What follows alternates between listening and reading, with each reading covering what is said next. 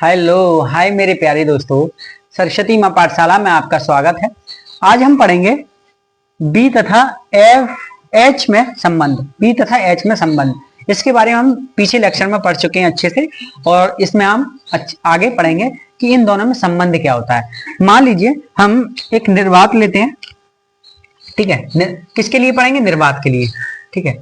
निर्वात के लिए, वायु के लिए, यानी कि निर्वात है, कोई माध्यम नहीं है इसमें, निर्वात के लिए।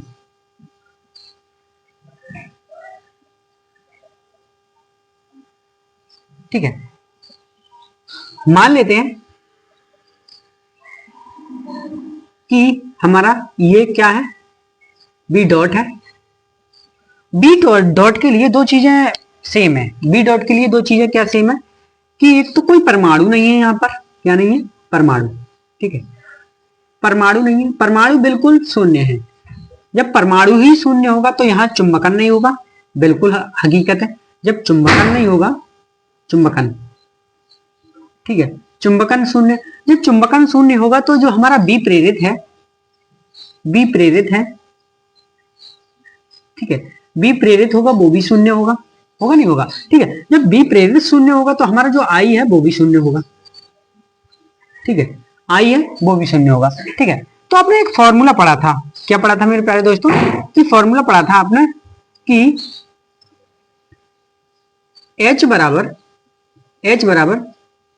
बी डॉट बटे म्यू डॉट, ये तो पढ़ा था, ठीक है। ये आप पीछे पढ़ के आए हैं, सही है, ये आप पीछे पढ़ के आए हैं।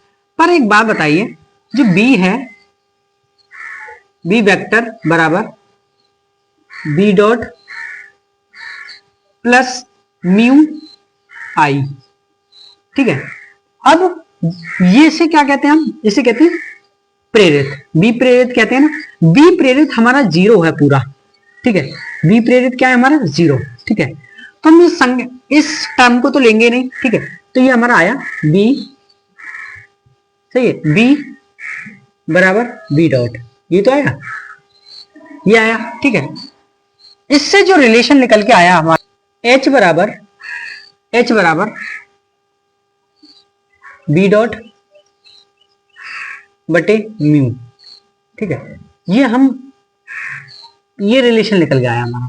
तो हमने क्या देखा? यहां देखा कि यहां तो यहां ना परमाणु है, परमाणु नहीं होगा तो ना चुंबकन होगा, ना चुंबकन नहीं होगा तो यहाँ प्रेरित नहीं होगा, प्रेरित नहीं होगा तो आई का कोई मान ही नहीं होगा, आई का मान नहीं होगा तो H बराबर बी डॉट बटे म्यू होगा, सही है। ये आपने अच्छे से देख लिया, ठीक है।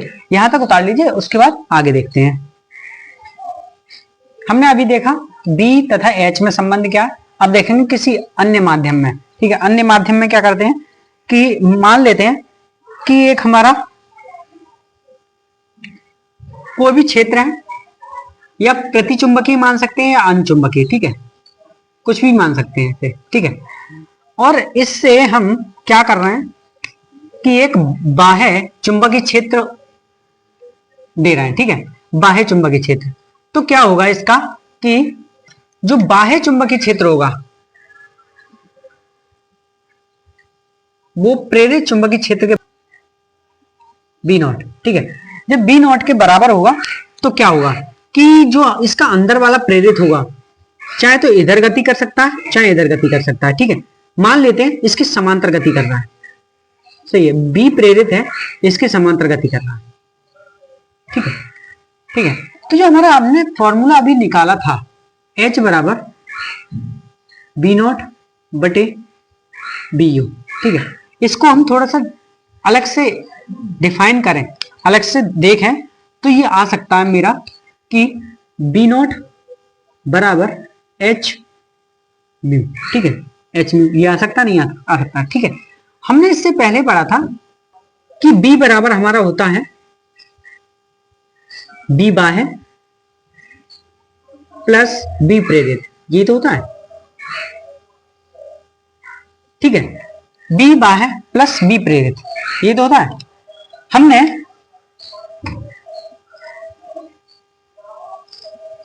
जो बी बाह्य है उसे बी नॉट मान लिया, तो B not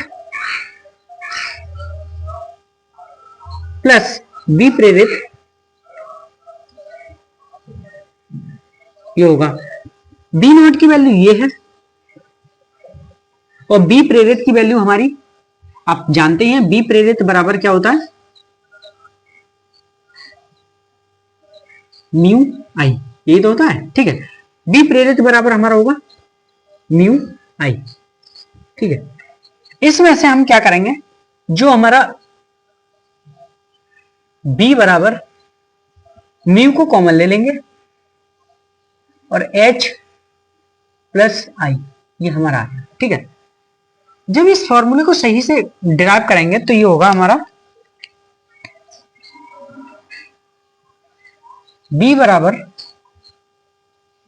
mu H plus I, I vector I, H vector I vector. ठीक है, ये हमें याद रखना है, ये फॉर्मूला क्या करना है, याद रखना है। ठीक है मेरे प्यारे दोस्तों, ये याद रखना है क्योंकि इसका रिलेशन ये निकल के आया, कोई बाह्य चुंबकीय क्षेत्र अन्य माध्यम लिया और इसमें हमने क्या किया कि एक प्रेरित देखा, बी प्रेरित क्या होगा, बी प्रेरित आप पीछे पढ़ चुके हैं अच्छी तरह से। ठीक है, तो ये फॉर्मूला हमारा इस तरीके से निकल के आया और ये आपको क्या करना है, याद रखना है, याद। ठीक है, याद रखना है कि ये फॉर्मूला था। ठीक है, एक ही फॉर्मूले से दो तीन रिलेशन निकालना है, वैसे कुछ नहीं है, सेम हो ही हो रहा है पर थोड़ा सा इजी है। ठीक है, यहां तक कर लीजिए।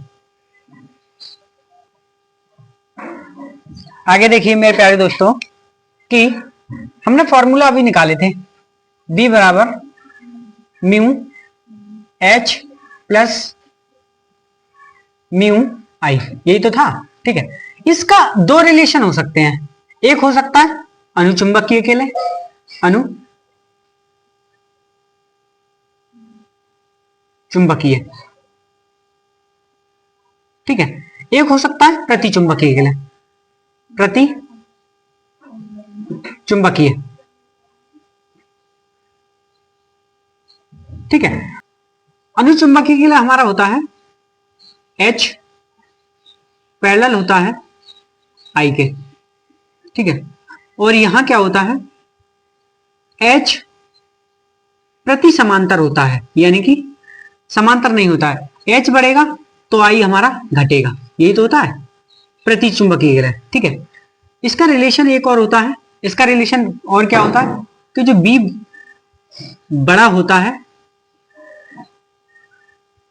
म्यू एच के,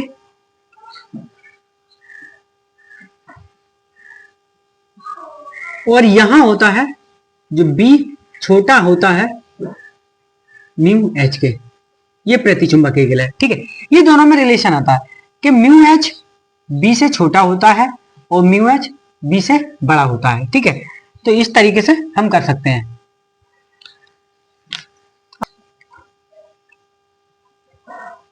जब म्यू हमने कॉमन ले लिया तो हमारा ये आया था एच वेक्टर आई वेक्टर आया था। हम बी को और कुछ लिखते थे, क्या लिखते थे आपको पता है, हमारा एच बराबर बी बटे म्यू होता था, ये आपने रिलेशन देखा होगा। ठीक है, और इस रिलेशन को आपने देखा तो है। ठीक है, तो इसे यहां चेंज कर लेंगे तो ये क्या हो जाएगा कि हमें निकालना क्या, इसे हम निकालेंगे तो b बराबर हमारा हो जाएगा h म्यू, यही तो हो जाएगा। ठीक है, तो b की जगह पर रख देंगे हम h म्यू बराबर mu h vector plus i। ठीक है, एक रिलेशन आपने और देखा था, क्या देखा था कि म्यू r बराबर होता है म्यू बटे u, यही तो होता है, ये रिलेशन आपने देखा था पीछे। ठीक है, ये देखा था। जब हम किसका मान निकालेंगे, इसका मान निकालेंगे तो हमारा ये आएगा म्यू बराबर म्यू आर, ये तो आएगा। जब इस मान को हम यहां रखेंगे तो ये आएगा mu mu R H mu H plus H vector I. ठीक है, म्यू से म्यू कैंसिल हो गया हमारा, बचा क्या हमारा म्यू आर एच बराबर एच वेक्टर प्लस आई वेक्टर, ये बचे, ठीक है, ये निकालना, ठीक है। आपको अच्छे समझ में आ चुका होगा हमने क्या किया कि हम ये सब फॉर्मूले ड्राइव कर रहे हैं और एक के बाद एक को हम लगा करके फॉर्मूले ड्राइव कर रहे हैं। आपने ये सब चीज पढ़ी है, ठीक है, ये भी पढ़ा है पीछे। फिर इससे हमने फॉर्मूला, इससे ये बनाया कि बी का मान निकाला, आर आर बराबर म्यू बटे म्यू पढ़ा है आपने, म्यू बटे म्यू नॉट, और ये पढ़ा है, ठीक है। तो ये सब आपने पढ़े हैं, तो इसलिए हमने ये फॉर्मूला अलग निकाल के तैयार कर दिया, ठीक है। यहां तक उतार लीजिए, उसके बाद आगे चलते हैं। मेरे प्यारे दोस्तों, अगला टॉपिक होगा हमारा चुंबकीय प्रवृत्ति। इसे अंग्रेजी में कहते हैं मैग्नेटिक ससेप्टिबिलिटी, ठीक है। अब ये क्या होता है, इसे हम ससेप्ट यानी कि इस तरीके के सिंबल से इसे डिनोट करते हैं हम, इसे इस तरीके का सिंबल होता है, ये हम इससे डिनोट करते हैं ससेप्टिबिलिटी, ठीक है। तो क्या होता है इसमें कि जो दो माध्यम लेते हैं हम, एक माध्यम हमारा ये है, ठीक है, ये माध्यम ये है, इसमें आई क्या होगा और इसमें एच क्या होगा, ठीक है। क्या देखना, एच और आई का, ठीक है। तो देखिए दो माध्यम है हमारा और इसमें क्या रिलेशन होगा कि ये ससेप्टिबिलिटी का चिन्ह होता है, इसे ससेप्ट बोलते हैं, ठीक है। अब ये हम इस तरीके से बना सकते हैं, तो इसका मतलब होता है इसे सब बराबर आई वेक्टर बटे एच वेक्टर, ठीक है। इसका मतलब क्या होता है, ये ससेप्ट बढ़ेगा, ससेप्टिबिलिटी बढ़ेगी तो हमारा आई बढ़ेगा, यही तो है, ठीक है। अब देखिए जब एच कम होगा, एच कम होगा, ठीक है, जब एच कम होगा तो हमारा आई उच्च होगा, क्या होगा, आई उच्च, ठीक है। जब एच कम होगा तो आई क्या होगा, उच्च, ठीक है। एच कम होगा तो आई उच्च होगा। जब आई उच्च होगा तो जो ससेप्ट होगा वो भी बढ़ेगा, जो हमारा ससेप्टिबिलिटी होगी वो भी बढ़ेगी, ठीक है, क्योंकि किसके ऊपर डिपेंड कर रही है, वो भी बढ़ेगी, ठीक है। जब हमारा एच उच्च होगा, उच्च होगा, ठीक है, एच उच्च होगा तो जो हमारा आई है वो कम होगा, आई क्या होगा, कम। तो इसमें हम क्या देख सकते हैं, हम देख सकते हैं जो हमारी ससेप्टिबिलिटी है, ससेप्टिबिलिटी है वो कम होगी, ठीक है।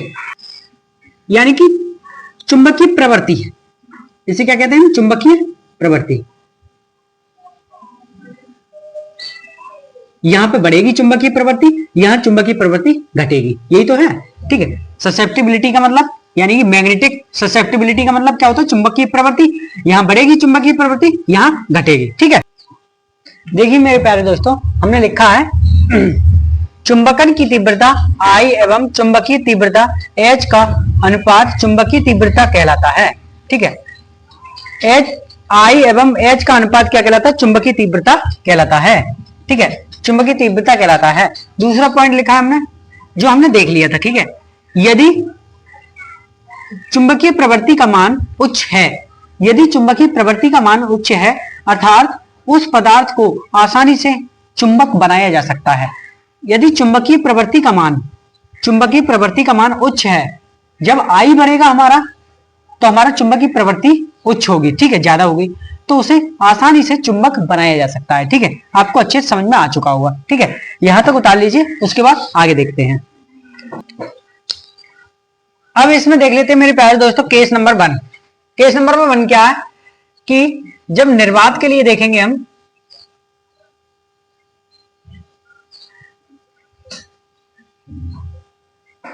ठीक है, निर्वात के लिए जो आई होगा हमारा 0 होगा, आई बराबर 0, ठीक है। आई बराबर क्या, 0। हम पीछे देख के आए, आई बराबर हमारा क्या था, 0, ठीक है। जब आई बराबर 0 होगा तो क्या होगा,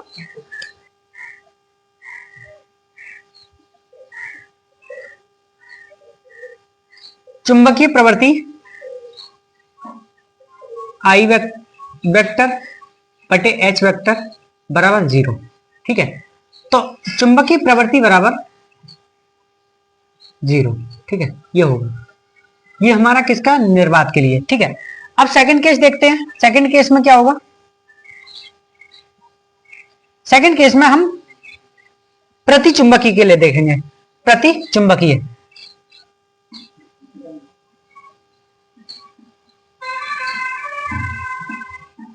प्रति चुंबकीय। ठीक है, प्रति चुंबकीय में क्या होता है, जो आई होता है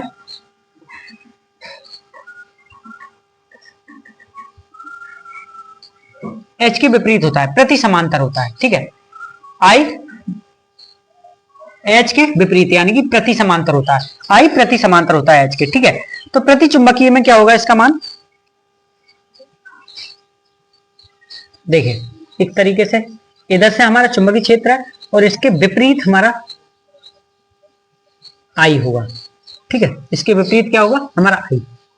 ठीक है, हमारा आई इसके विपरीत होगा।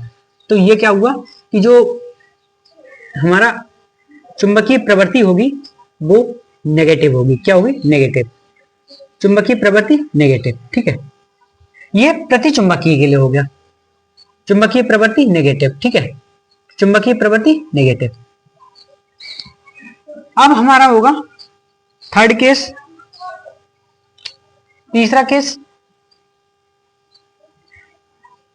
अनुचुंबकीय।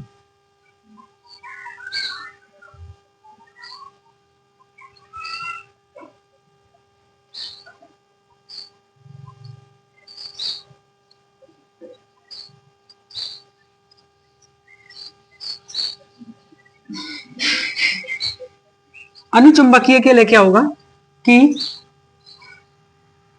जो हमारा आई होगा समांतर होगा एच के। ठीक है, आई समांतर होगा एच के या आई पैरेलल होगा एच के। तो क्या होगा कि इसमें कंडीशन क्या होगी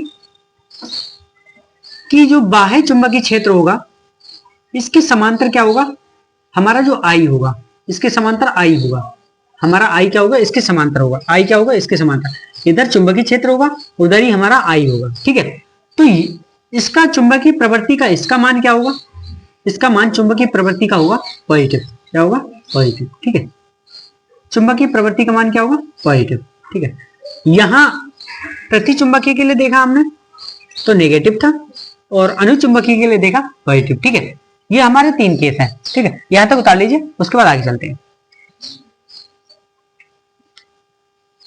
एग्जाम्पल है, देखिए किन की पॉजिटिव वैल्यू होती है, किन की नेगेटिव, अभी हमने पीछे देखी थी। ठीक है, केस नंबर 2 और केस नंबर 3 में। ठीक है, अनुचुंबकीय के लिए एल्युमिनियम की पॉजिटिव वैल्यू होती है और टंगस्टन की पॉजिटिव वैल्यू होती है, यानी कि नेगेटिव पॉजिटिव होती है। सही है, प्लस में होती है।